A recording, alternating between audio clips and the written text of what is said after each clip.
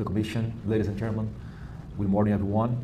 My name is Flávio Bolsonaro. I'm a senator of the Federative Republic of Brazil, leader of the opposition, and the president pre-candidate for my country's October elections. Last month, I met with President Trump, Vice President Vance, and Secretary Rubio to urge the United States not to impose tariffs on Brazilian companies.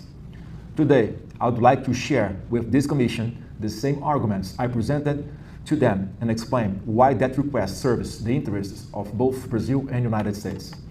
The 2025 data show that these tariffs have not produced the results the United States intended. Instead, they have been politically exploited by Brazil's current administration. The very government these measures were meant to pressure has gained strength in the polls, while Brazil's trade with China reached a record $171 billion, more than double its $83 billion in trade with the United States. China has absorbed Brazilian exports that were displaced from the American market by these tariffs. In other words, every additional tariff strengthens the very government it's intended to pressure. Because of the limited time available today, I will address only 3 issues. All 6 are discussed in detail in the written statement I have submitted to this Commission.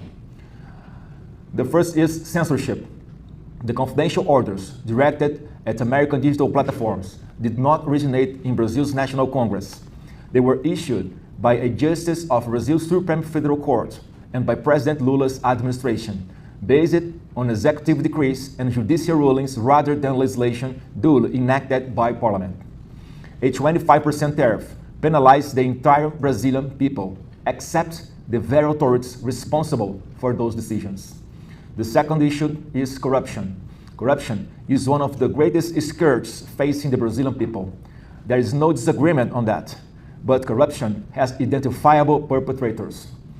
The 4 largest corruption scandals in Brazil's recent history: the Mensalão scheme, the case uncovered by Operation Carwatch, the fraud involving Brazilian's National Social Security Institute, INSS, in which President Lula's own son is among those under investigation, and the Banco Master case, all occurred under government led by the Workers' Party, the political party currently in power. Brazil then experienced 4 years under President Bolsonaro without a single proven corruption scandal. Corruption has become a defining feature of Brazil's political left. The Brazilian people should not be punished for it.